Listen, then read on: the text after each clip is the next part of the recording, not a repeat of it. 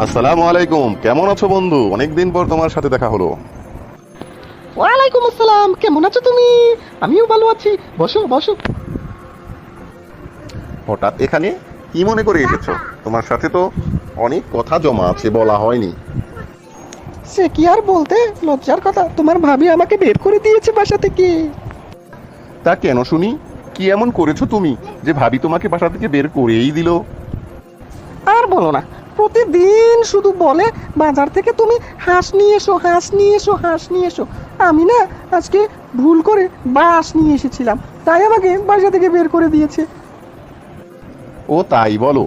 এমন ভুল করলে তো এমনই করবে তোমার সাথে। তা একটা বুদ্ধি দিব, নিবে তুমি?